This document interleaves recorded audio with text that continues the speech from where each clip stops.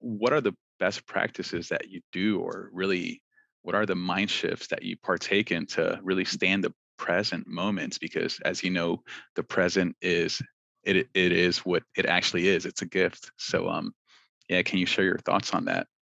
I'll give you an analogy, right? We value our mind to know and make decisions, but then we forget to take care of our body.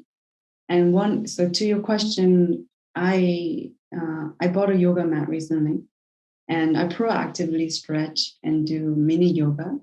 And going back to that mind, we value the mind, but neglect the body. But then when we think about, when do we go to the hospital? When our body is not feeling well, we so readily go to the hospital.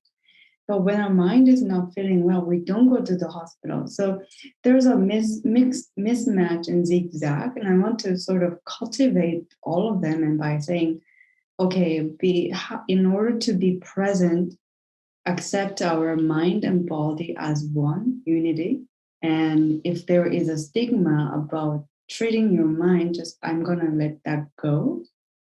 And I'm going to do what I need to do right now. So earlier I mentioned knowing what makes you happy, what nurtures you. Writing them down is a first step into getting you grounded each moment. And I want to give people a heads up that we don't have to be, if you're just starting out meditation and self-care, you don't have to be always present.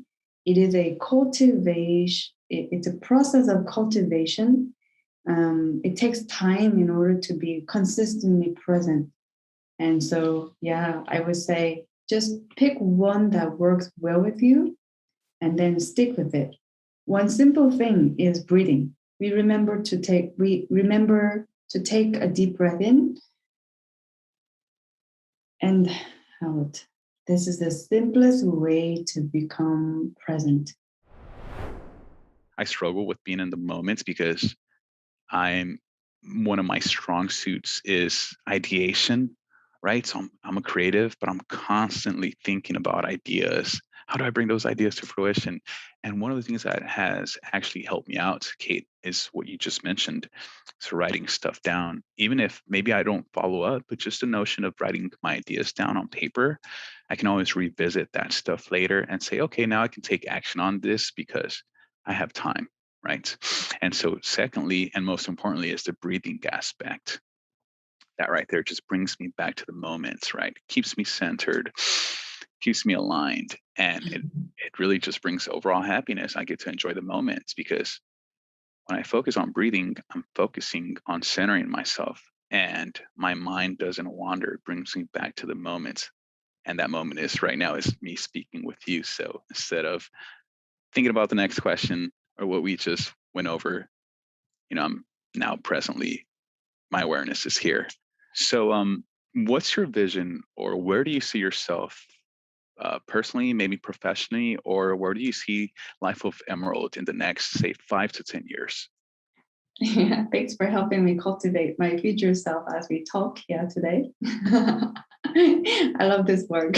We can co-create our reality in the future, right? And so in 5 years, I am traveling all over the world as a speaker, advocating for mental health, emotional intelligence, and woman empowerment, and leading from the heart as you advocate in your company. And in 5 years, our company, Life of Emerald, is thriving, impacting at least 1 million people, getting the habit of taking care of themselves and having fun along the way. And at the same time, 5 years later, I have people around me who are world-class change makers. I would like to, meet Jeff Bezos and collaborate with him. That's how I see this Life of Emerald growing, evolving into. And yeah, the core message of Life of Emerald will remain the same, uplifting humanity. And the way we do this may change in form. However, yeah, I envision humanity, people really simplifying their life and be authentic and vulnerable and still thrive in life. That's where I see Life of Emerald supporting humanity in 5 years' time.